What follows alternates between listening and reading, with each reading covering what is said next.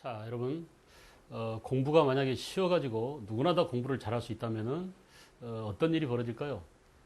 개나 소나 다 출세하고 성공할 수 있을 것 같으죠? 사실 이제 그렇지 않습니다. 공부가 어렵기 때문에 그 어려운 관문을 뚫어야만 자기가 원하는 바를 성취할 수 있고 또 자기 하고 싶은 일을 할 수 있고 그런 과정 속에서 사회 계층 이동도 가능하고요. 그죠? 우리가 지금 이제 사회 계층 구조 변화 이런 것들을 주로 사회에 대해서 공부하고 있는데 얼마 전에 이제 온라인으로 수업을 듣는 친구한테 전화가 왔어요. 선생님, 왜? 그랬더니, 자기가 말이죠. 한국사를 거의 포기하다시피 하고 그냥 듣고 있었는데, 지난 시간에 들었던 걸 또 다음 시간에 또 해주더랍니다. 그래서 다음 시간에 들어보니까 역시 그 한 번 들었던 내용이라 훨씬 더 머릿속에 콱콱 박히더래요. 그래가지고 이제 한국사 포기를 하지 않고 쭉 해왔는데, 어느덧 한국사를 거의 다 정복하게 됐다고 되게 기뻐하면서 전화를 했어요. 그래서 여러분들이 아마 여러분들도 그런데 많이 공감할 겁니다. 그죠? 그래서 우리가 칠판에 설명을 하고 또 이 파워포인트를 통해서 설명을 하고 그리고 또 교재를 통해서 다시 한번 재확인, 리마인드 해보고 복습해보고 그죠? 그래서 우리가 학과 습을 동시에 병행해 나가면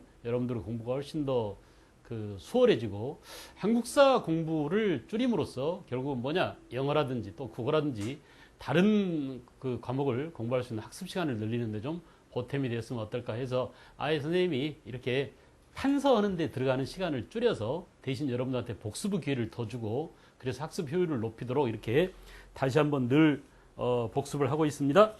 오늘 이제 지난 시간에 배웠던 그 근세의 사회 276페이지죠. 거기 보세요. 우리가 이제 다시 한번 쭉 보겠습니다. 자, 양반 관료 중심의 사회. 잠깐 고려 사회를 한마디로 정의해라 그러면 문벌 귀족사회 이렇게 해야 되겠죠. 사회의 주인공이 문벌 귀족이었으니까요. 그죠?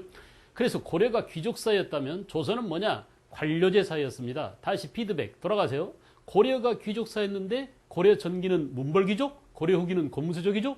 이것처럼 조선은 양반 중심의 사회였다. 그런데 이 양반이란 정체가 뭐냐? 15세기 양반을 우리가 뭐라고 배웠어요? 우리가 정치 배울 때? 그렇죠. 잘했습니다. 15세기 양반은 훈구파, 16세기 양반은 사림이죠. 그죠? 그래서 이 두 세력이 조선 사회를 끌고 갑니다. 어쨌든 훈구파든 16세기 이후의 사림이든 둘 다 양반이면서 과거에 급제한 관료라는 점에서 양반 관료라는 개념으로 묶을 수 있잖아요. 그래서 조선은 양반 관료제 사회다. 우리가 이렇게 말할 수 있습니다. 자, 여러분 봐봐요. 양천제도 개념을 이해할 것. 잠깐 저를 보세요. 저를 보세요. 책 보지 마세요. 양천제란 뭐냐? 법제상으로만 세습되는 신분을 양인, 천인으로 나눈 거다. 기억나시죠? 그렇습니다. 그러나 이제 실제로는 어떻다고 그랬어요? 실제로는 신분이 양반, 그 다음에 중인, 그리고 상민, 천민, 노비 이렇게 네 개의 신분 계층으로 나눠진다. 알겠죠? 이것을 우리가 나눠서 뭐라고? 지배층 반, 피지배층 상 이래서 반상제. 이제 16세기 이후가 되면 반상제로 고착되더라. 여러분 그러다 보니까 어때요? 양반의 개념이 15세기 양반, 즉 훈구파 때의 양반은 문반 과거와 무반 과거에 급제한 관료들만을 의미하는, 알겠죠? 양반의 개념이 순수한 관료층만을 의미하는 그런 개념이었는데 16세기 이후에 사림 양반의 개념이 어떻게 달라져요? 양반이라는 용어를 쓰긴 쓰지만 양반이 세습 신분으로, 알겠죠? 양반 관료뿐만 아니라 그 자손과 그 가족과, 알겠어요? 이렇게 양반 집안으로, 알겠죠? 세습되는 신분으로 바뀌어가더라라는 것, 개념이 바뀐다는 점. 그래서 이제 법제상 양천제, 그죠? 또 실제상 반상제 이런 것들을 읽어서 여러분들이 이해하면 됩니다. 그 다음에 신분 간의 이동 이 내용을 좀 잘 봐요. 법제상 양인은 누구나 과거 응시로 관직 진출이 가능하다. 이 표현 자체가 시험에 맞냐 틀리냐 잘 나와요. 알겠죠? 다시 합니다.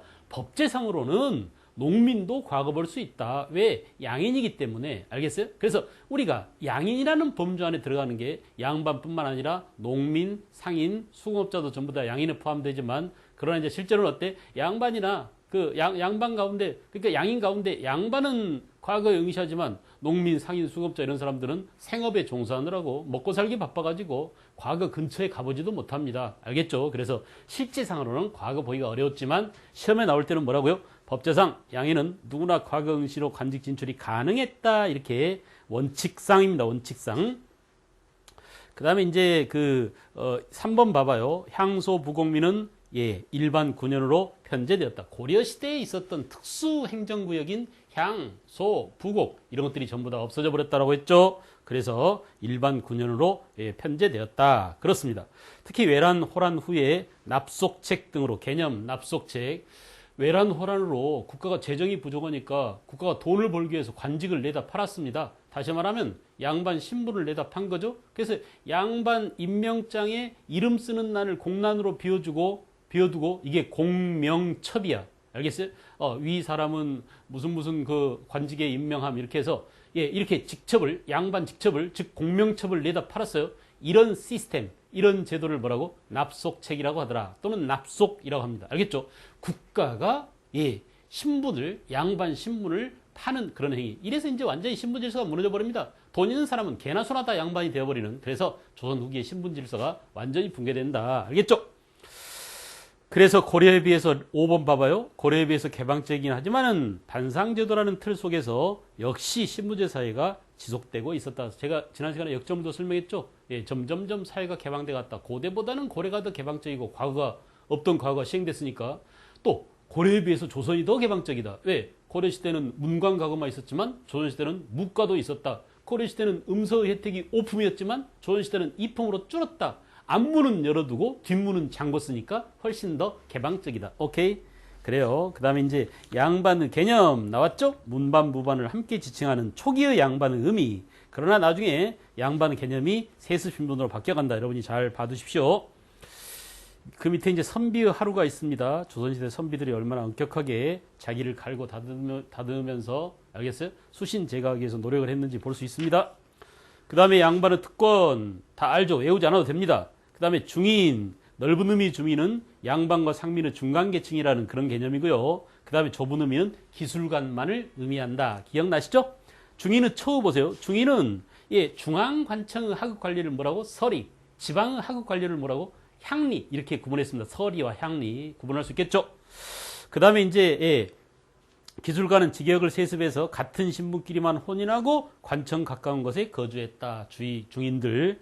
그 다음에 중서, 양반 첩에서 태어난 서자나 얼자도 중인과 같은 처우로서 넓은 의미의 중인에 포함됐다. 기술관이 아니지만 중서. 그 다음에 양반으로부터 멸시와 하대를 받았습니다. 역관이라든지 향리라든지, 그러면서도 나름대로 어때요? 수령을 보좌하면서 또는 사신 일행을 수행하면서 위세를 떨치고, 역관 같은 경우는 돈을 많이 벌었어요. 알겠죠? 무역을 통해서 이렇게 이제 나름대로 위세를 떨쳤다. 18세기 이후 중요 표시 문학, 주로 이 중인들의 문학을 위항문학이라고 해요. 말로 한번 해봅시다. 뭐라고? 위항문학. 알겠어요? 그래서 18세기에 이 중인들끼리 말이죠, 시사를 조직하고, 알겠어요? 그래서 계를 만들어서 함께 이제 뭉쳐서 그 문학 활동을 하고, 그렇게 하는 문학을 위항문학이라고 그래. 다시 한번 해보자. 중인들의 문학 활동, 18세기 문학 활동을 뭐라고? 위항문학. 알겠죠? 그 다음에 상민과 천민 그랬습니다. 봐봐요. 상민, 법제상 과거의시가 가능했다. 신분 상승은 뭘 통해서 가능했느냐? 전쟁, 비상시의 군공을 통해서. 농민은 과중한 세금을 조세 공납 부역의 의무를 지고 있었고, 공장, 수공업자를 공장이라고 그랬죠? 관공장, 그러니까 관영 수공업자, 민영 수공업자, 이런 수공업자가 있는데, 거의 모든 수공업자는 서울에 있으면 경공장, 지방에 있으면 외공장, 이렇게 공장 안에 등록되어서 지방관청에 소속돼서 물건을 만들어주는 무슨 의무 그랬죠? 국역의 의무. 알겠어요? 국가가 필요로 하는 관수품을 제조해서 납품해주는 그런 국역의 의무를 지고 있었다. 그 다음에 이제 상인들은 시전상인, 국가상인이죠. 시전상인은 국가에 세금을 내는 상인이고요. 기타 이제 행상들이 있습니다. 행상 가운데 대표적인 게 보찜장수, 등찜장수, 보부상이라고 합니다. 알겠죠? 그러나 세금 내지 않는 그런 상인들이 나중에 15세기 말부터 많이 생겨나더라. 잉여 생산이 많아지면서 이렇게 국가에 세금 내지 않고, 요즘으로 말하면 뭡니까? 난전상인이죠. 또는 포장마차죠. 길거리상인이죠. 좌판상이죠. 이런 상인을 난전이라고 한다. 이거야. 난전. 오케이. 그래서 상인은 농민보다 더 사회적 대우가 낮았다는 거. 사, 농, 공, 상 그랬죠. 사가 선비계층이고, 그 다음에 농, 공, 상 이런 순입니다. 그죠? 양인이라도 이렇게 순서가 있었어요. 신량역천, 양인 중에서 천한 일에 종사하는 사람들, 칠반천역이라고도 했습니다. 다 얘기했죠. 수군, 노젓는 사람이고요. 조례, 관청, 자백 담당, 나장, 형장 때리는 사람, 곤장 때리는 사람이죠. 형사 업무를 담당하는 일수, 지방 고을에서 잠역을 하는 사람. 아까 조례는 중앙관청에서, 그 다음에 일수는 지방 고을에서, 봉숙군은 봉 앞으로 올리는 사람들이라고 그랬죠. 말똥 치우는 사람으로 제가 얘기했어요. 역졸들 마찬가지예요. 여기에서 근무는. 그러니까 그 암행어사 출두할 때 암행어사 출두야 하고 몽둥이 들고 튀어나오는 사람들이 바로 누구야? 역졸들입니다. 대개 이들이 평상시에는 여기에서 말 키우고 말 닦아주고 말 훈련시키고 말 똥 치우고 이런 일 했었으니까 얼마나 세븐디죠, 세븐디. 7반 천역이니까. 알겠어요? 신부는 양이지만 하는 일이, 요즘 우리가 말하는 3D 업종처럼 이렇게 하기 싫은, 알겠어요? 몸이 고된 그런 일에 종사하고 있었다. 조졸은 역시 좋은 지방 조창에서 서울 경창으로, 국가의 세금이나 또는 특산물을 실어 나르는데 하역 작업하는 무거운 일을, 고된 일을 했었습니다. 알겠어요? 그 다음에 이제 천민은, 노비가 천민의 대다수를 차지하고 역시 고려하고 똑같습니다. 알겠죠? 노비는 재산으로서 매매, 증여, 상속, 양도의 대상이 되었다. 부자민으로서 관직 진출이 안 됐었고 교육도 금지됐습니다. 부모 중 한쪽이 노비면 뭐라고? 아, 그렇군요. 자식도 그냥 노비다 이거야. 일천즉천. 말로 해보자. 뭐라고? 일천즉천. 신양역천은 뭐라고 그랬죠? 몸은 양이인데 하는 짓거리가 천이라서 7가지 7D 업종에 종사하는 사람들 기억나시죠? 일천즉천. 부모 가운데 한쪽이 노비이면 그 자식도 자동적으로 노비가 되는 것. 됐습니까? 예. 공노비, 사노비 다 구분할 수 있겠죠? 맨 밑에 이제 노비가 아닌 사람 가운데 천인 신분에 속하는 사람은 백정, 무당, 또 기생, 창기죠. 광대 이런 사람들이 있었다. 고려시대 백정이 일반 양인 농민을 말한다면 조선시대의 백정은 여기 보세요.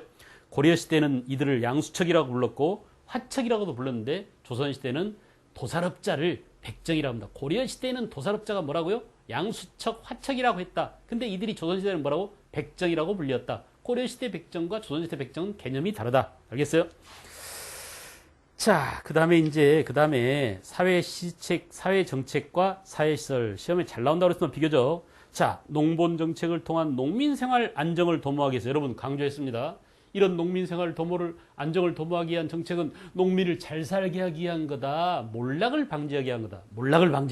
알겠어요? 절대 농민을 잘 살게 해주는 것이 아닙니다. 농민이 그저 망하지는 않게 근근히 생계를 유지해가면서 국가에 세금 내고 또 양반들의 땅에서 땅 빌려서 일해주고 할 수 있을 정도로 살아갈 수 있게만 해주는, 생활의 안정만 해주는, 그러니까 요즘 개념으로 말하면 최저 생계를 보장해주는 그런 선에서 생활을 안정시키려고 그랬지, 농민을 부자로 만들어서 지주를 만들거나 농민을 출세시켜서 양반을 만들거나 절대 이러려고 하지 않습니다. 오케이? 잘 기억해 주십시오. 근데 말이에요. 제가 이제 역사를 오랫동안 공부하다 보니까 지금도 마찬가지야. 지금도 우리가 이제 교육제도가 지금 엉망이다 그러는데, 제가 교육제도를 자주 언급합니다만은 교육제도가 엉망이라는데 이 교육을 잘 시킬 수 없어서가 아니야. 교육을 잘 시킬 필요가 없어요. 그러니까 대다수의 국민들을, 어리석은 국민, 바보 국민, 그저 일이나 열심히 하고 주는 월급이나 받고 군소리 않고 세금 내고 잘 샀쓰고 하는, 일 잘하는 노동자와, 알겠죠? 물건 잘 샀쓰는 소비자로 만들기 위하는데 역점을 두는 교육이 아닌가라는 의심이 버럭 들어요. 알겠어요? 그래서 요즘 이제 그런 의심의 혐의를 찾고 이걸 어떻게 해결하지? 이 많은 사람들이 말이에요. 점점점 현명해지고 교육을 통해서 더 높은 사회를 타고 더 높은 소셜 포지션, 사회적 지위를 향해서 올라갈 수 있는 그런 사회가 좋은 사회라고 했는데, 우리가 그런 사회를 개방사회, 열린사회, 신분 이동이 가능한 사회, 꿈이 있는 사회, 새로운 비전을 가질 수 있는 사회, 이게 돼야 되는데 지금 이 현대사회, 여러분과 내가 살고 있는 지금 이 사회는 그냥 젊은이들한테 말이죠. 꿈도 없어. 야, 너 커서 뭐 할래? 라고 제가 중학생이나 고등학생한테 물어보면 아무도 대답, 꿈이 없습니다. 하고 싶은 게 없어요. 몰라요. 글쎄요. 아주 늙은이 같은 그런 대답을 합니다. 왜 그럴까요? 걔들이 늙어서가 아니야. 사회가 비전이 없습니다. 도대체 우리가 커서 뭐가 돼야 될지 전혀 생각을 못하게 그 머리를, 생각하는 능력을 마비시켰어요. 보세요. 그냥 맨날 카툰 그 웹상에서 만화나 들여다보고 그냥 게임이나 해대고 생각할 틈을 두지 않습니다. 감각적인 말초신경만 자극하는 그런 섹스 문화, 알겠어요? 또는 뭐 그 게임 문화, 그런 아주 그 자극적인 폭력 문화, 이런 것들에 물들어져 있어가지고 전혀 생각을 하지 않습니다. 그냥 이 순간을 어떻게 재밌게 살까? 이 순간을 어떻게 감각적으로 쾌락을 느끼면서 살까? 여기에 그냥 골모르고 있는 그런 쪽에 치중하지 않는가라는 생각이 들어. 교육이 사람을 현명하게, 사람을 지혜롭게, 그래서 보다 더 나의 능력을 가지고 여러 사람들을 위하는 그런 사회를 만들려고 노력하는 그런 교육이 아니라, 알겠어요? 사람들을 바보로 만드는 교육으로 가고 있다 이거야. 알겠죠? 설마 그럴 리가라고 했는데 아무래도 그런 의심이 듭니다. 그래서 이제 그런 시스템을, 교육의 제도적 시스템을 어떻게 뜯어 고쳐야 공무원 시험 공부를 하는 여러분들도 어떻게 쉽게 막 생돈 들이지 않고 쓸데없는 공부를 막 많이 하지 않고 어떻게 단번에 공무원 시험에 합격해서 빨리 승진하고 또 올바른 판단을 해서 그 좋은 일을 많이 하고 또 업적을 많이 쌓고 할 수 있는 그런 능력 있는 인간을 길러주냐. 이게 이제 제 꿈이에요. 알겠죠? 저는 그런 것들을 위해서 지금 계속 준비 중인데 쓸데없이 또 제 깔때기로 갔군요. 제 자랑으로 넘어가 버렸습니다. 여러분들이 되게 그런 거 싫어한다는 거 잘 알아요. 미안합니다. 자, 그 다음에 예, 농민의 토지 이탈 방지 그런 거야. 도망가니나 말아라. 세금이나 잘 내라. 지대나 잘 내라. 알겠죠? 사회 제도 볼까요? 다 했습니다. 의창, 춘대춘합제도, 상평창 이름만 봐도 물가 조절 기간인 거 금방 알 수 있죠. 그 다음에 사창제, 의료시설, 수도권에는 해민국, 동서대비원, 수도권에 있는 게 이 두 가지고요. 지방에는 동서할인서, 재정원. 지난 시간에 다 했던 겁니다. 법전, 경국대전이 최고 법전이다. 반역죄와 강상죄를 중죄로 다스렸다. 다 했죠. 연좌제, 태장도의사 똑같아요. 우리가 지금 그 파워포인트로 했던 내용하고 사회사는 전부 다 똑같습니다. 그래서 그 사법제도라든지 이런 것들을 좀 봐주세요.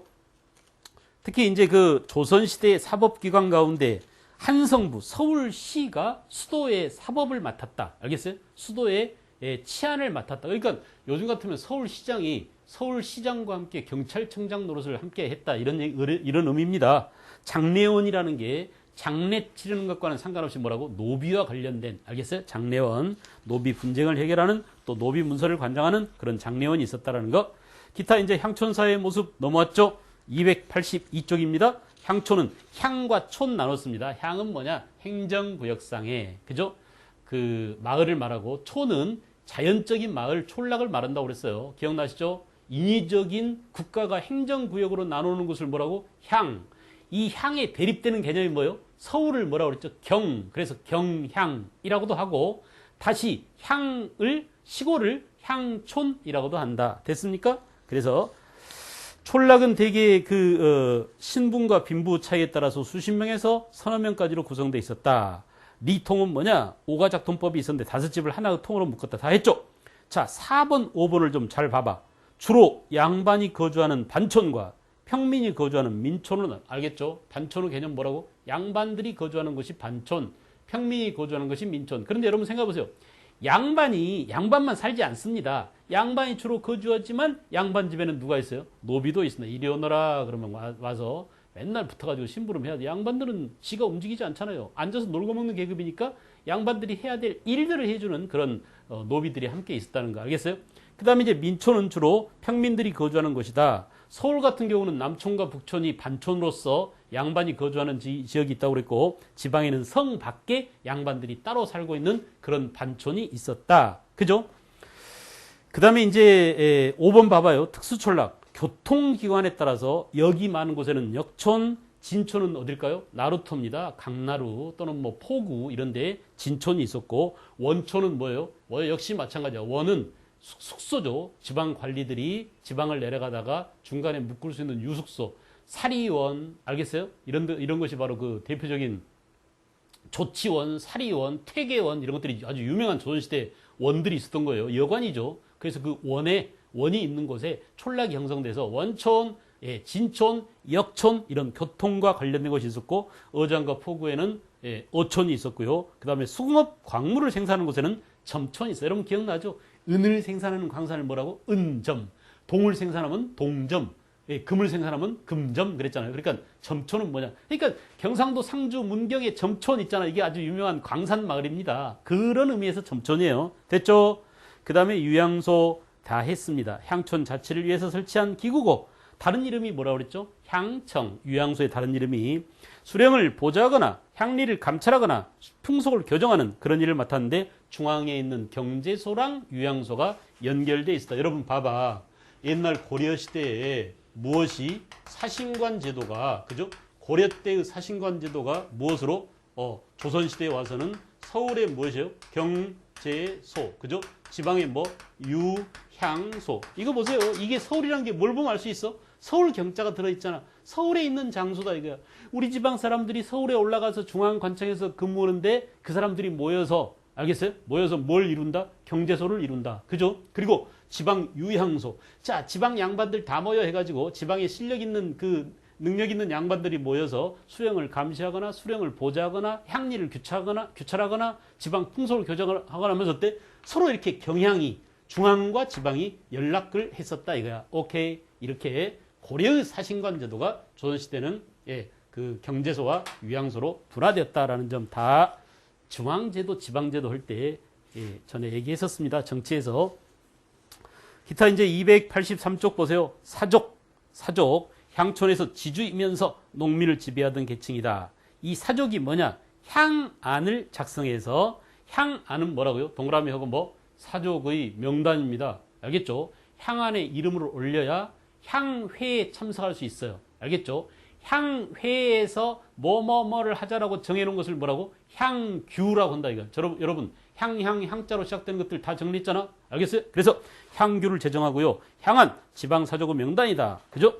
나중에 이제 어때요? 향안에 이름을 올리면 세금을 안 내는 면세자의 명단이 되기도 했습니다. 그 다음에 향회, 향안에 오른 사족들의 총회를 향회라고 하고 이 향회의 규칙을 뭐라고? 향규라고 했다. 오케이. 그 다음에 사림에 의해서 도덕과 의례의 기본적인 수학을 공부하고 넘어갑니다. 족보를 편찬하고 가족의 내력을 적었다. 향약과 유교윤리 보급. 향약의 개념 잘 알아두세요. 여러분 항상 향약과 짝꿍에 대해서 잘 등장하는 게 뭐가 있다고 그랬죠? 서원. 둘 다 뭐예요? 향약도 서원도 바로 앞에서 배운 사족의 중요한 지방의 세력 근거지다. 알겠어요? 향약은 뭐냐? 향약은 향촌 사회를 사림 양반 중심으로 끌고 가기 위한 하나의 농촌 조직이다. 향약 조직이다 이거야. 그래서 중종 때 누가 조광조가 여시 향약이라는 향약을 처음 도입했다고 그랬습니다. 그런데 향약은 뭐냐? 전통적인 공동체 조직 계라든지 두레라든지 원래부터 우리 사회에 있었던 그런 전통 조직 플러스 삼강오륜의 유교윤리를 가미해서 만든 조직인데 그 목적이 어디 있다고 그랬어요? 사족 위주로 농촌을 끌고 가기 위한. 그러니까 향약 안에는 농민들도 포함되어 있고 양반도 포함되어 있습니다. 그 양반 가운데 대빵을 뭐라고 그래? 약정이라고 그래요. 이 약정이 그 마을에 우두머리 노릇하면서 마을 농민들을 통제하고 사림 양반들 위주로 사회를 지탱하고 끌고 가고 유지시켰다 이거야. 알겠어요? 그런데 보세요. 지방 유력자 양반들이죠. 사림이죠. 주민을 위협 수탈하는 배경이 됐었다. 향약의 4대 덕목 나왔습니다. 해보자. 보지 마세요. 과실상교, 환난상율, 예속상교, 덕업상권. 오케이. 이 향약 4가지 덕목은 어느 마을이나 있었다. 마을마다 향약의 내용이 조금씩 다릅니다. 알겠죠? 해주 향약 다르고 또 어디 향약 다르고 알겠어요? 이렇게 안동 향약 다르고 이렇게 지역마다 향약이 다 다를 터인데 그러나 이 4가지 덕목은 어느 지역이나 공통적으로 들어있는 그런 4가지 덕목이다. 됐죠? 시험에 이 4가지가 나오면 향약과 관련된다는 걸 생각해야 돼요. 서원은 뭐냐? 서원은 유교윤리를 보급하고 또 뭐였어요? 서원은 그렇죠. 선연에 대한 아주 그 조광조라든지 이황이라든지 이렇게 명유, 거유라고 합니다. 유학, 성리학으로 위대한 업적을 남긴 그런 사람들을 공자와 함께 같이 그 배양시켜 놓고 제사를 올리는 것이 바로 서원이에요. 알겠어요? 서원. 그래서 이제 향촌 사림을 결집하는 그런 역할을 했었다라고 했어요. 서원. 나중에 이제 서원이 수가 많아져서 쓸데없는 자기 가족을 모셔놓는 그런 사후가 많이 남설되게 되고 나중에 영조 때 300여 개, 흥선대원군 때 600여 개를 정리하고 47개만 남겨두고 1000여 개의 서원들이 거의 다 없어졌죠. 흥선대원군 때. 그 다음에 촌락 구성 또 나왔습니다. 촌락은 농촌 생활의 기본 단위이자 향촌 구성의 기본 단위다. 우리가 앞에서 향촌 봤잖아요. 몇 개의 리를 면으로 묶고 면리제입니다. 다시 몇 개의 집을 하나의 통으로 묶고 이걸 뭐라고? 오가작통제 이렇게 했어요. 그래서 반초는 양반이 거주하는 촌락, 민초는 평민이 거주하는 촌락 다 된 내용입니다. 오른쪽 아래에 심학습에 공동체 조직에 관한 내용이 나와 있어요. 향도 고려시대에 그죠? 고려시대 불교와 관련된 그 노동 공동체로서 그죠? 뭐 매향을 한다든지 또는 뭐 탑을 세운다든지 또는 뭐 불상을 만다든지 절을 진다 이럴 때 그 사람들이 조직이 필요하니까 노동력이 필요하니까 공동으로 와서 일해줬는데 나중에는 뭐냐? 나중에는 노동 공동체로서 그죠? 그 발전해 나갔다. 알겠어요? 16세기 이후에는 사림이 주도하는 향약이 흡수되어서 향도에서 계와 상여를 매는 상두꾼 조직으로 분화돼 갔다. 그 다음에 계, 다 알죠? 엄마들이 좋아하는 그런 개입니다. 초기에는 친목을 목적으로 했지만 점차 공제, 식산 등을 목적으로 발전했다. 둘의 노동 공동체죠. 그 다음에 촌락 공동체의 변화 다 봤어요. 그 다음에 이제 그 286페이지 그 오타가 나왔습니다. 사 역사 의미가 아니야. 이게 잘못하다 미쳤나봐. 성리학적 사회 질서 강화 이렇게 고쳐야 됩니다. 알겠어요? 그래서 조선 후기가 되면 성리학적 사회 질서가 강화되는데 뒤에다 가로 열고요. 성리학적 사회 질서의 강화라고 했죠. 자, 아주 중요합니다. 우리가 이렇게 4번에 성리학적 강화 질서, 성리학적 사회 질서 강화라고 해놓고 우리가 이제 뭐라고 해야 되냐면 외란, 호란 이후야. 우리가 특히 이것을 17세기 이후 이렇게 써놔야 돼요. 알겠죠? 그래서 17세기 이후가 되면 대개 17세기 이전만 하더라도, 그러니까 조선 전기 사회만 하더라도 조선 전기만 하더라도 되게 전통적인 것들이 많이 유지됐었습니다. 알겠어요? 그래서 유교와 병행되고 있었어요. 유교도 물론 성리학이라고 하는 것이 조선을 건국하는 기본 이념이었잖아요. 그러나 성리학만 강조하지 않고 기타 민간 신앙이나 우리가 원래 갖고 있던 우리의 전통적인 조직이나 마인드나 정서나 이런 것들이 많이 유지돼서 관혼상제, 상장제례에, 알겠어요? 성리학만 고집하지 않았다 이거야. 그런데 17세기 이후가 되면 성리학적 사회 질서를 강화해서, 알겠죠? 이 성리학적 사회 질서를 강화시켰다는 그 말을 우리가 뭐라고 하느냐? 성리학의, 이렇게 표현해요. 뭘 강조한다고? 명분론을 중시한다. 알겠죠? 또는 성리학의 뭘 중시한다? 의리를 중시한다. 알겠어요? 성리학이 또 뭐? 삼강오륜의 유교 윤리를 중시한다. 라든지, 또는 뭐 주자 가래를 중시한다. 라든지, 이런 표현들이 나오면 전부 다 시기적으로 17세기 이후다라는 점. 알겠나요?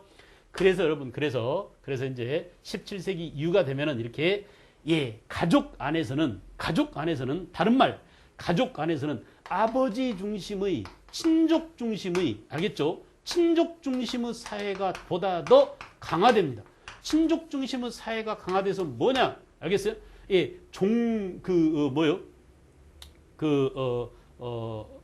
장자 중심의, 그죠? 종법 중심의, 큰 집을 중시한다는 얘기야. 종갓집 그러잖아요. 알겠어요? 종법 중심의, 이런 어려운 표현이 나오더라도, 이거 17세기 이후에 성리학적 사회, 유교적 질서, 상강오륜은 유교윤리를 강조했다. 주자가래를 중시했다. 알겠어요? 그래서 결론 내립시다. 제가 아주 강조했었는데요. 지난 시간에 17세기 이후가 되면, 그래서 여성의 지위가 높아진다, 낮아진다. 아주 그냥 곤두박질 친다 이거야. 알겠죠? 그 이전에는 조선 전기, 외란, 호란 이전만 하더라도 대개 여성의 차별이, 그죠? 남녀의 차별이 있긴 있었어요.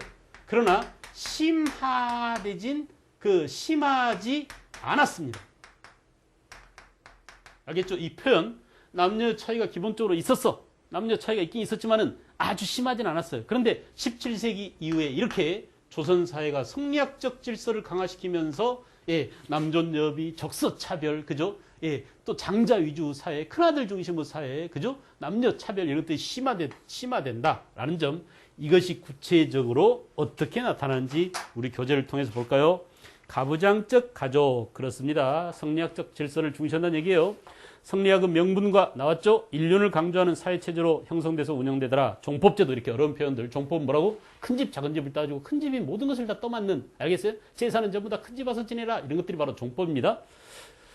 그 다음 이제 유교 질서에 의한 엄격한 통제, 그죠? 강상제와 반역제는 엄중하게 다뤄졌으며 부모에 대한 효행이나 남편에 대한 부인의 정절을 강조. 이게 바로 뭐예요? 삼강오륜이죠. 삼강오륜. 그 다음에 17세기 이전까지 자녀 균분 상속제, 자녀들이 교대로 부모 봉양, 이런 얘기가 나오면 언제야? 조선 전기다. 17세기 이전이야. 기준 몇 세기? 17세기. 그 이전에는 남녀 차별이 심하지 않았다. 부모가 돌아가시면 부모 제사도 돌아가면서 자녀들이 맡기도 하고, 또 부모를 살아계실 때는 모실 때도 어때? 부모가 그 자식들이 돌아가면서 부모를 봉양하기도 하고 이랬었는데, 큰아들이 다 해야 돼 라고 바뀐 게 언제라고? 17세기 이후다. 됐습니까? 그 다음에 주자 가래에 의한 가족 윤리 질서 강조 다 나왔죠? 1번, 2번, 3번 꼼꼼하게 읽어보세요. 관혼상제, 자, 관례, 혼례, 상례, 제례 이렇게 나눴습니다. 관은 뭐냐? 남녀 성인식, 그죠? 관을 요즘도 이제 성인식을 하잖아요. 성년의 날이 있어가지고 이제 19세인가 20세인가 이렇게 되면은 성인식을 하게 되죠. 그런 것처럼 조선시대도 관례라고 해서 성인으로 인정을 해주는 겁니다. 그동안에는 어때요? 남자들이 이제 그 머리를 치렁치렁 닦고 다니다가 드디어 머리를 틀어 올려. 그래서 상투로 올리는 것이죠. 이게 바로 관례야. 그래서 그럼으로써 사회적 책임감을 부여하고, 그 다음에 혼례는 일부 일처제가 일반화됐지만, 그러나 축첩을 허용해서 본처가 자식이 없으면 첩을 들여서라도 꼭 남자 사내 아이를 낳아서 제사와 재산을 상속하게 했다, 이런 겁니다. 그 다음에 조계혼, 동성 동관끼리는 혼인은 원칙적으로 허용되지 않았으나 실제로는 잘 지켜지지 않았다.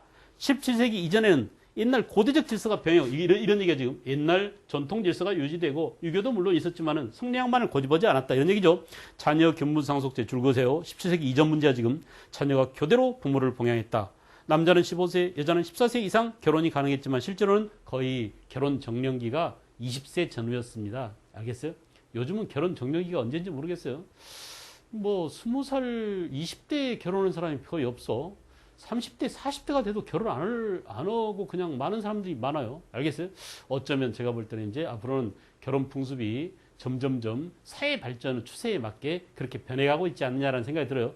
항상 우리가 현재 제도가 어떤 확정된, 완전히 고정된 것이 아닙니다. 늘 제도나 습속이나 이런 것들은 변화돼 가기 때문에 대신 이제 오늘날은 어때? 사회 발전 속도가 무지하게 빠르다 보니까 그런 제도나 풍습도 변화되는 속도가 빨라져서 여러 가지 다양한 형태의 혼인 제도가 나오고 있습니다. 알겠죠? 상례는 무덤 크기를 법으로 정하였다. 또 불교 화장식인 분묘를 사용했다. 그 다음에 제례, 제사는 대개 계급에 따라서 제사 지내는 범위를 달리했는데 고관 대작은 3대까지 아버지, 할아버지, 증조 할아버지까지 제사를 지냈어요. 알겠죠? 그 다음에 7품에서 9품까지 하급 관리들은 아버지, 할아버지까지. 알겠죠? 그 다음에 일반 평민은 아버지만. 알겠어요? 부모님만 제사를 모셨다는 얘기야. 그런데 제사는 계급에 따라서 이렇게 봉사의 범위가 달랐으나 이거 보세요. 17세기 이후 성리학적 질서를 강화하면서부터는 뭐냐, 조상에 대한 A가 아니지 하면서 어디까지? 4대까지. 자, 보세요. 아버지, 할아버지, 증조 할아버지, 고조 할아버지까지 이게 4대까지 제사를 모시게 되는 게 일반화된 게 언제부터라고요? 17세기부터입니다. 알겠어요? 저는 이제 집안에서 막내이기 때문에 사실 이제 제사를 모시지 않고 큰 집에 가야 되는데, 제가 그 고향은 전라도인데 큰 집은 부산이에요. 그래가지고 완전히 웃기는 거야, 이거. 차례를 지내려면 부산 가서 지내야 되고 다시 성묘를 하면 전라도까지 가야 됩니다. 그러니까 완전히 팔도 유람을 거의 다 하는 거죠. 그래 안 그래? 서울에 출발해서 경기도, 충청북도, 충청남도, 경상북도, 경상남도, 부산, 다시 경상남도, 그래서 88 그 고속도로, 호남고속도로, 다시 광주, 나주, 그래서 다시 또 대전 이렇게 올라야 돼요. 이게 난리 부르스야. 그래서 그냥 이래 안 되겠다. 꼭 고향에 묻힐 필요가 뭐가 있냐 해가지고 그냥 그 선산을 국토 중심부로 옮겨놨습니다. 옥천으로. 그래서 옥천에 다 모아놨어요. 할아버지까지. 알겠죠? 그리고 제사도 우리가 고조 할아버지 이렇게 지낼 필요가 뭐가 있느냐. 다 이미 흙돼버리고 우리하고는 멀다. 그러니 부모님 살아계실 때 잘 모시고, 알겠어요? 가까운 제사만 지내자. 제가 이제 역사를 공부했으니까 이 제사도 말이지 늘 4대까지 제사 지내는 법이 없다. 이게 근래 와서 바꿔진 거지. 원래는 하층민들은 되게 부모만 모시고 조금 높은 사람들은 할아버지까지 모시고 이랬었는데, 우리도 거기에 걸맞게 4대 그 선대 제사까지 다 지낼 필요는 뭐 있느냐. 우리가 이제 이런 불편을 없애기 위해서 어때요? 한식날 그냥 한꺼번에 몰아서 모든 제사를 다 지내는 겁니다. 그래 안 그래요? 그리고 이제 그 명절 때, 설이나 추석 때 다시 또 산에 가서 큰 대제사를, 산제를 지내는 거죠. 알겠죠? 이래서 이렇게 그 바꾸자고 건의를 했었어요. 자, 그래서 말이죠. 여러분들도 이렇게 그 조선 후기가 되면 특히 이렇게 4대까지 제사 지내는 게 일반화되었다라는 점. 그 다음에 이제 조선 전기까지는 자녀가 돌아가면서 지금 이걸 계속 하고 있는 거야. 전기에는 이랬는데 후기에는 이랬다. 유교 질서가 강화됨으로써 장남이 봉사하게 됐다. 고려 말부터는 양반들이 조상의 신주를 모시는 사당인 가묘를 설치했으며 조선 후기에는 평민 가정도 가묘를 세웠다라고 했었죠.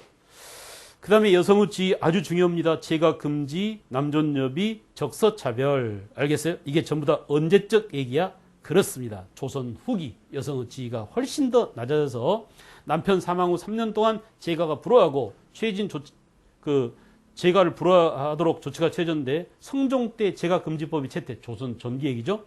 제가한 여자의 자손은 문과 과거나 또는 문무관 관직에 임명될 수 없었다. 알겠어요?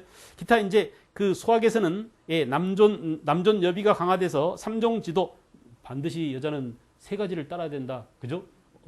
어려서는 아버지를 따르고, 결혼해서는 남편을 따르고, 늙어서는 큰아들, 자식을 따르고, 이렇게 3종지도, 여자한테는 아주 개떡 같은 겁니다. 7거지약 나왔어요.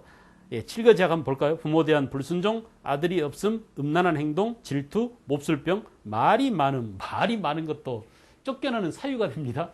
요즘 같으면 쫓겨날 사람 무지하게 많겠죠. 그래 안 그래? 7가지약. 절도, 도둑질한 여자도 쫓겨났어요. 그러나 예, 삼불거 봐봐. 절대 쫓아낼 수 없는 아내가 있습니다. 아내가 돌아갈 부모가 없는 경우 아내를 쫓아내면 지 부모가 없어. 그러니까 친정에 부모가 다 안 계셔. 그럼 쫓아낼 수 없다 이거야. 알겠죠? 최소한도의 그런 인륜을 지키도록 하겠습니다. 시부모 3년상을 남편과 함께 맞춰. 야, 우리 엄마 아버지가 돌아가실 때 내 아내가 옆에서 같이 슬퍼해 줬는데 그 아내를 쫓아낸다는 것은 아내에 대한 의리가 아니죠. 그래서 이것도 그 삼불거에 속하고요. 그 다음에 이제 처음에 가난하다가 나중에 부귀 영화를 누리는데 내가 가난할 때 마누라가 함께 그 가난을 겪었어요. 그래서 같이 고생해서 돈을 많이 벌었어. 돈 많이 번 다음에 마누라를 차버리면 되겠습니까? 이래서는 절대 안 된다 이거. 이렇게 최소한도의 아내의 인격적 주체를 인정하고 있었다. 여러분 다시 강조하는 의미에서 거기 287페이지 맨 밑에 조선 전후기 가족제도 비교 중요합니다. 표를 잘 보시고 조선 후기 17세기 이후라는 거 성리학적 질서가 강화되면 이렇게 여성에 대한 지위가 형편없이 낮아졌다라는 점 알겠죠? 자, 그 다음에 이제 오늘은 조선 후기 근대 태동기의 사회를 좀 보도록 하겠습니다. 지난 시간 걸 정리하느라 좀 늦어졌는데 역시 오늘도 간략히 조선 후기 사회 계층 구조 변화를 먼저 보시고 그 다음에 또 다음 시간이 되면은 또 교재를 통해서 다시 한번 여러분과 복습하면서 마무리 정리를 복습을 또 하도록 하겠어요. 자, 우리는 지금 조선의 신분 계층이 지금까지 어떻게 변화되어 왔는가 이걸 한번 총체적으로 봅시다. 이제 다 정리해야 되니까. 조선시대 신분 계층의 변화가 어떻게 변했느냐 봐봐. 자, 조선 초기에는 우리가 이미 배웠죠. 뭐라고요? 법률과 제도적으로 법제상으로 신분은 뭐밖에 없었다? 양천제, 양인하고 천인밖에 없었다라고 했습니다. 그러나 실제상으로는 뭐라고? 실제상. 자, 실제상 이거 보세요. 양반 그러니까 양인과 천인 이렇게 자유민과 양인은 뭐라고 그랬죠? 양인은 자유민. 그죠? 천인은 누구한테가 예속되어 있는 부자유민이다. 부자유민. 자유민이 아닌 사람들이야. 알겠어요? 비자유민이라고 해야 되겠죠? 자유민이 아닌 사람들이다. 알겠죠? 그래서 이제 이렇게 양인과 천인으로 나왔는데 실제상은 뭐냐? 실상은 양반. 15세기 양반은 뭐라고 그랬어요? 문반과 무반, 문무반, 관직에 종사한 벼슬아치만을 의미한다. 이거. 알겠어요? 양반의 개념이 이렇게 관직자만을 의미했다. 이렇게 제한적이었습니다. 15세기에는. 알겠어요? 그 다음에 양반 밑에 또 뭐가 있었어요? 중인이 있어서 중인. 그래서 중인 가운데 좁은 의미의 중인은 협의라고 하죠. 협의는 기술관만을 의미했다. 기술관. 그러나 넓은 의미로 광의의 기술관은 그 중인은 양반과 상민 사이의 중간 계층을 의미한다. 중간 계층. 그래서 우리가 아까 뭐라고 그랬죠? 그렇습니다. 중서. 그죠? 서자나 얼자라든지. 그죠? 또 그다음에 향리나 서리 이런 사람들, 향리, 그죠? 서리 이런 사람들까지도 이렇게 중인 계급에 속하게 됐다. 알겠어요? 어쨌든 이 사람들이 바로 뭐냐? 지배층으로서 반이 됐었고, 그죠? 그 밑에 이제 상민이 있었고요. 맨 밑에 천인가 계급 가운데 가장 숫자가 많은 게 뭐라고 그랬어요? 노비라고 그랬어요. 노비. 이렇게 네 개의 계층으로 나눠져 있었는데 얘네들을 뭐라고? 상것들이다, 쌍놈들이다 할 때는 되게 이렇게 말합니다. 그래서 단과 상으로 나눠졌다. 알겠어요? 그러므로 이렇게 법제상으로는 양천졌지만 16세기 이후가 되면은 신분이 이렇게 고정되고 다른 말로 뭐라고? 세습화되는 경향이 나타났다. 어떻게 세습화됐다고? 이렇게 네 개의 신분 계층으로. 알겠어요? 맨 위에는 뭐냐? 양반이었다. 그 다음 뭐냐? 중간 계층인 중인이었다. 그리고 뭐냐? 대다수가 상민이었다. 맨 밑에는 뭐냐? 바닥을 형성하는 게 바로 노비 계층이었다. 여러분, 자, 결국 우리가 계층과 계층을 이렇게 막아놓은 이유는 바로 뭐냐면, 이렇게, 신분 이동이 불가능하다는 얘기입니다. 신분이 세습됐다는 얘기는 신분이 고정됐다는 얘기고, 이게 이제 닫힌 사회가 되었다라는 얘기 아니겠어요? 그래, 안 그래? 이렇게 닫힌 사회가 되었다. 물론 완전히 닫힌 것은 아닙니다. 알겠죠? 왜냐하면 예외가 있었으니까 예외가. 그래서 중인 가운데 양반이 되는 경우도 있고 상민 가운데 중인으로 올라가는 경우도 있고 그죠? 예, 노비 가운데 상민이 되는 경우도 있고 그런데 이게 일반화되지 않았었어요. 근데 문제는 뭐냐? 이거 봐. 지금 우리가 중점적으로 배워야 될 내용이 이겁니다. 그런데 조선 후기 외란과 호란이 있고 난 이후에 다시 말하면 17세기와 18세기가 되면은 이렇게 조선 후기 사회가 변동이 엄청나게 심하다. 알겠어요? 이 조선 후기 사회 변동이 얼마나 심했냐? 이 변동의 결과 19세기가 되면은 봐봐요. 전체 인구 가운데 70%가 양반이 되어버리더라. 엄청난 변화죠. 이 삼각형이 역피라미드로 바뀌었어요.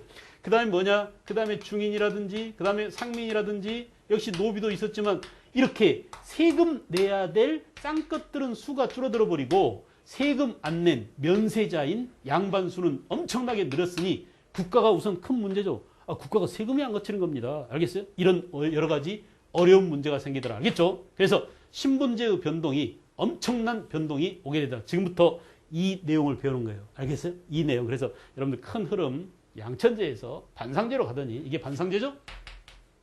반상제로 이렇게 신분이 고정화되더니 이게 그냥 17, 18세기에 조선 후기에 엄청난 신분제 변동을 겪게 되더라. 이런 얘기입니다.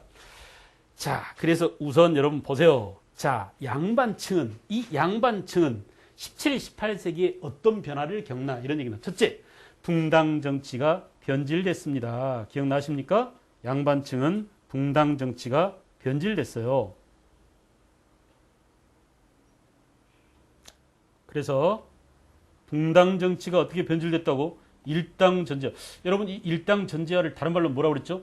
잘했어요. 환국 정치라고. 기억나시죠? 어느 시대에 환국 정치가 있었더라? 숙종 때. 그래서 다수의 양반들이 몰락하고 양반이 몰락하면 이거 뭐라고 그러죠? 예. 이렇게 잔반이라고 합니다. 잔반. 몰락 양반을 잔반이라고 했는데 그러다 보니까 어때요? 여전히 권력을 쥐고 있는 집권 양반을 곤반이라고 합니다. 이 곤반이 있는가 하면은 시골에서나 양반에 쫓겨 내려가서 시골에서나 그래도 땅이 있고 양반 신분을 유지하고 있는 사람들은 향반으로서 향촌 사회에서 위세를 유지했지만 완전히 쫄딱 망해서 알겠어요? 일반 상민으로 전락해버린 이런 양반을 뭐라고? 몰락 양반이라고 했다. 이 사람들이 조선 후기 사회에서 아주 중요한 역할을 합니다. 뭘 했어요? 동학을 창시하거나 동학을 창시한 사람 누구야? 최재우죠? 그죠? 또 뭐 했어요? 밀란의 선구자가 되거나 누구야? 홍경래. 여러분이 잘 아는 홍경래 난을 일으킨 그 홍경래도 역시 잔반 출신이잖아요. 이렇게 조선 후기에 서민들을 알겠죠? 예, 그 서민의 욕구를 대변하는 알겠어요? 민중의 욕구를 대변하는 그런 역할을 누가 맡았다? 잔반들이 맡았다. 됐나요? 그 다음에 보세요. 양반만 이렇게 신분 변동이 극심한 게 아닙니다. 그 다음에 뭐야? 중간 계층인 이 사람들도 신분 상승 운동을 벌였다. 우리도 이제 제발 좀 너무 억울해 죽겠어요. 우리도 좀 그 신분을 올려주세요. 이렇게 해가지고 말이야. 납속책이나 공명첩이나 아까 말씀드렸죠. 신분 상승의 그 국가가 인정해준 공식적인 신분 상승 경로입니다. 외란 이후에 서자나 얼자들이 관직 진출이 허용됐고 그 다음에 상소운동 주로 누구냐? 서울들이 상소운동을 했어. 전하, 저희들도 아버지가 엄연히 양반인데 단지 엄마가 첩의 자식이라는 이유로 서자는 뭐야? 양첩. 얼자는 뭐야? 천첩. 관직 진출을 못하고 있사옵니다 하면서 어때? 임금한테 뭘 올렸어? 상소를 올렸어. 상소 올린 사람 누구라고? 양반 자식이지만 첩의 자식이었던 서자나 얼자들이었다 이거야. 그런데 이들이 이렇게 상소 운동을 통해서 신분 상승 운동을 전개하자 나머지 또 뭐야? 소청 운동. 저희들도 해주세요라고 탄원서 올립니다. 상소는 임금한테 직접 편지질하는 거고 소청 운동은 뭐야? 탄원서 올리는 거예요. 그래서 기술직 중인들이 누적된 불만이 표출됐는데 역시 성공하지 못해요. 상소운동 또 소청운동 실패로 끝났었다. 알겠죠? 그 다음에 농민층의 분화도 볼까요? 농민층. 이제 되게 이게 중요하죠? 중소지주층이 생겨났습니다. 자기 소유 땅을 빌려주고 소장료를 받아서 경영하거나 이런 사람도 어때? 농민이지만 땅이 많은 농민지주란 말이야. 왜냐? 조선 후기에 광작이 경영형 기업농, 광작이 등장해서 그죠? 이양포 견종법으로 노동력이 절감됨에 따라서 한 사람이 넓은 토지를 경작할 수 있다고 그랬잖아요. 그래서 농민 가운데 이렇게 떼돈을 벌어가지고 큰 돈을 번 농민 출신 지주도 있었다 이거. 소작료를 받아서 살 수 있는. 알겠죠? 그런 농민 지주층, 중소지주층은 이렇게 몰락 양반이나 오히려 중인보다 더 윤택한 생활했다 신분이 농민이지만 알았어요? 그러나 대다수의 농민은 작은 규모의 자영농이거나 또는 땅 많은 사람의 땅을 빌려서 농사짓는 소작농이었다. 그렇죠? 양난 이후, 외란 호란 이후에 세금제도 개편 여러분 기억나죠? 다 했던 겁니다. 세금제도 어떻게 개편됐어요? 전세는 영정법, 군역은 균역법, 공납은 대동법 이렇게 세금제도를 바꿨지만 그들이 농민을 잘 살게 해주는데 기여했다 못했다? 못했다. 그래서 불만이 많았다 이거야. 알겠죠? 왜? 농민의 세금을 깎아주는 척 제스처만 취했지 실제로는 뭐예요? 실제로는 국가의 재정을 확보할 목적으로 또 양반들이 지주전호제를 유지하고 농민은 노동력이 딴 데로 도망가 버리거나 몰락하는 것을 방지하기 위한 세금을 깎아주는 척한 내용이지 진짜로 농민을 잘 살게 하기 위한 그런 제도 개혁은 아니었다 이거야. 그래서 농민들의 불만이 고조되더라. 그래서 이제 뭐냐? 농민들은 스스로 살 길을 찾는다. 농업 경영을 통해서 그죠? 이게 뭐야? 광작이죠. 광작. 돈을 그 넓은 땅을 경작함으로써 돈을 많이 번 분홍으로 성장할 수 있었다. 또 농민 가운데 도시에 나가서 상업과 수공업에 아이고 저는 땅을 다 뺏겨버렸어요. 차라리 도시에 나가서 일용 노동자가 될까 하고 일했는데 갑자기 얘야 너 나랑 가서 금관 가서 한번 일해볼래? 너 은관 가서 좀 일할래? 이렇게 해가지고 덕대를 따라가서 그냥 노다지를 캐가지고 떼돈을 번 사람도 생겨났습니다. 알겠죠? 이렇게 해서 말이죠. 이렇게 상업과 수공업에 종사하거나 또는 장사를 해가지고 떼돈을 벌거나 도시와 광산 임노동자로 가가지고 큰 돈을 번 그런 사람도 생겨났다. 오케이. 그래서 여러분 조선 후기에 상민들은 대개 양반으로 신분을 많이 상승시켜 올라갔어요. 그래서 이렇게 양반 수가 엄청나게 늘어난 겁니다. 중인도 아까 뭐라고? 소청운동 또는 뭐 상소운동을 통해서 상민도 뭐예요? 양반 돈이 있으면 양반 신분을 사거나 알겠어요? 납속책이라는 합법적인 경로가 있잖아요. 그래 안 그래? 또는 이제 돈 주고 살 수 없으면 어때요? 예, 몰래 족보를 위조하거나 족보를 매입하거나 알겠죠? 또 양반과 혼인을 통해서거나 별의별 수단과 방법을 가리지 않고 양반으로 마구 뛰어 올라가 보니까 전체 인구의 뭐라고? 70%가 이미 19세기 호적을 보면은 이렇게 양반 인구가 크게 늘었다 이건 알겠죠? 기타 이제 노비도 마찬가지예요. 군공이나 납속을 외란 때 노비가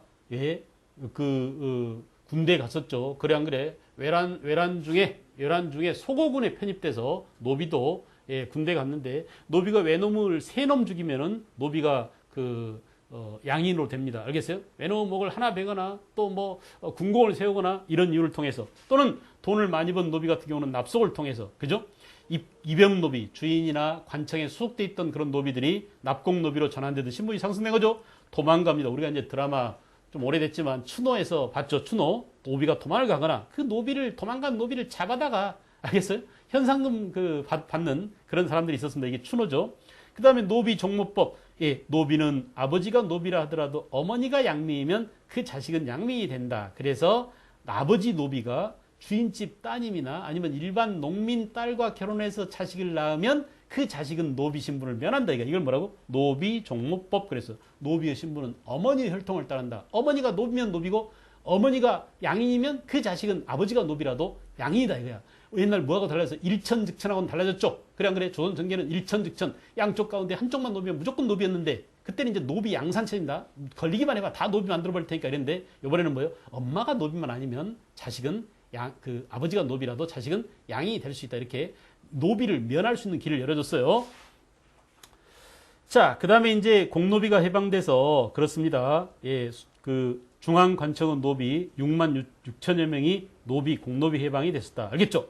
산호비는 갑오개혁 때까지 유지. 갑오개혁 때 산호비가 해방. 먼저, 공노비가 먼저 해방되고 산호비는 갑오개혁 때 해방되더라. 신분제가 완전히 철폐됐죠?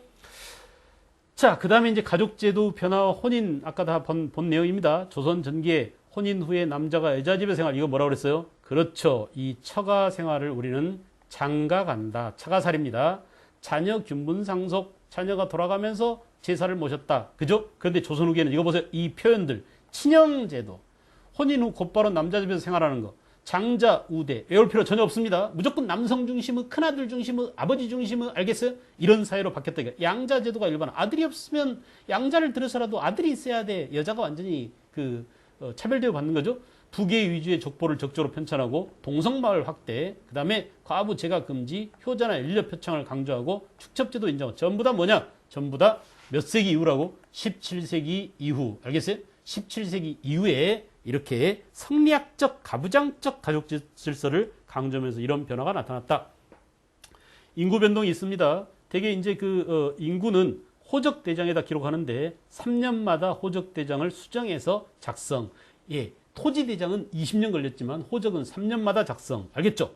그래서 이 호적은 뭐냐? 호적은 곡물, 특산물이나 군역 부과를 위한 그런 목적으로 인구수를 파악했다. 자, 그런데 보세요. 인구 통계는 남성만 기록 잘 알아두세요. 이런 것들이 시험에 나오면 여러분들 되게 헷갈립니다. 예, 왜 남성만 인구를 통계로 잡았냐면 특산물이나 군역의 대상자가 남자만이었으니까. 오케이. 그 다음에 경상도, 전라도, 충청도의 전 인구의 50%가 거주하고 있다. 여러분, 지금은 전국 인구 가운데 절반 이상이 경기도하고 서울 안에 삽니다. 알겠죠? 근데 옛날에 어때요? 충청, 전라, 경상도의 전 인구 50%가 분포되어 있어요. 이걸 우리는 뭐라 그래? 하삼도라고 그래요. 알겠죠? 아랫역에 있는 세계도의 전 인구 50%가 분포되어 있었다. 경기 강원도에 20%, 평안도, 함경도, 항해도에 30% 이렇게 해서 인구가 분포되어 있었습니다. 세종 때 공식적 인구는 22만 호, 패밀리가 22만 개야. 알겠어요? 그 다음에 77만 6천 명이 있었는데 이게 바로 뭐냐? 여기 호적에 잡힌 인구. 그러니까 남성 공납 군역 대상자만 이랬단 말이죠. 그래서 77만 6천여 명이 잡혀 있었다. 그래서 아마도 이걸 환산해 보면 한 400만 정도 되지 않았을까, 또는 많으면 한 600만 명 정도 되지 않았을까. 세종 때 얘기입니다.